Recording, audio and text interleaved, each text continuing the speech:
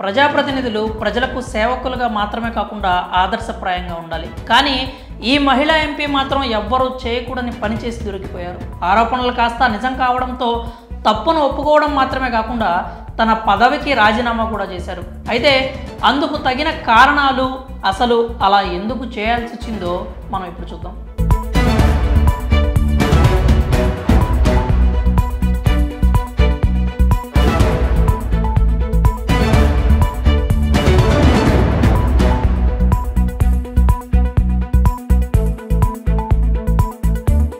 అందుకు తగిన కారణాలు, అసలు అలా ఎందుకు చేయాల్సి వచ్చిందో కూడా వివరించారు. కానీ కారణాలు ఏమైనా కూడా ఒక పార్లమెంటు సభ్యురాలు వస్త్ర దుకాణంలో చోరీకి పాల్పడటాన్ని ప్రజలు మాత్రం జీర్ణించుకోలేకపోతున్నారు.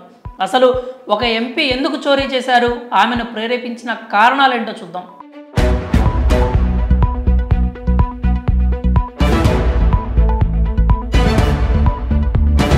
దొంగతనం ఆరోపణలతో పదవికి రాజీనామా చేసిన మహిళా ఎంపీ పేరు గోల్రీజ్. ఆమె ఐక్యరాజ్య సమితి మానవ హక్కుల మాజీ న్యాయవాది కూడా.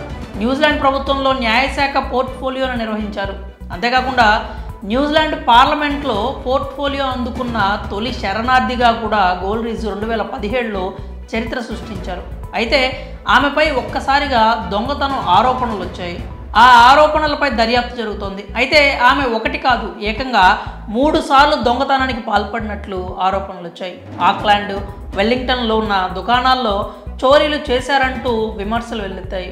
ఆమె ఒక బొటీక్లో ఉన్న వీడియో కూడా నెట్టింట వైరల్ అయింది. ఆ వీడియోలో ఆవిడ డిజైనర్ హ్యాండ్ బ్యాగ్ తీసుకుంటున్నట్లుగా ఆ వీడియోలో ఉంది.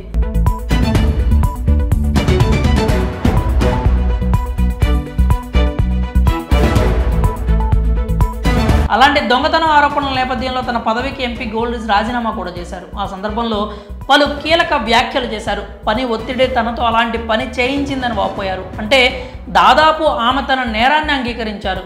చాలామందిని బాధ పెట్టాను, నన్ను క్షమించండి అంటూ వ్యాఖ్యానించారు. ఎన్నిక కాబడిన ప్రజాప్రతినిధుల నుంచి ప్రజలు ఆశించే స్థాయిలో నా చర్యలు లేవు. ఈ విషయంలో నేను ఎలాంటి సాకులు చెప్పాలనుకోవట్లేదు. అసలు ఈ ప్రవర్తన ఏంటో నేను వివరించలేను. హెల్త్ చెకప్స్ తర్వాత నా పరిస్థితి బాగోలేదని అర్థమైంది. ఇలాంటి ప్రవర్తన ఏమాత్రం సమర్థించదగినది కాదు.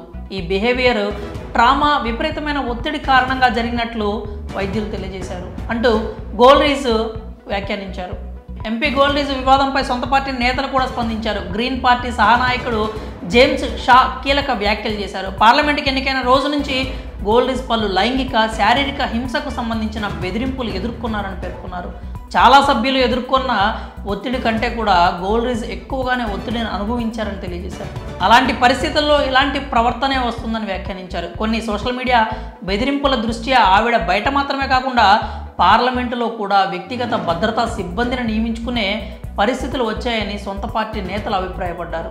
గోల్రీజ్ రాజీనామా సబబే అంటూనే సొంత పార్టీ నేతలు ఆమెకు తమ మద్దతును తెలియజేశారు. గోల్రీజ్ న్యూజిలాండ్కు వచ్చిన ఒక ఇరాన్ శరణార్థి కుటుంబానికి చెందిన మహిళ.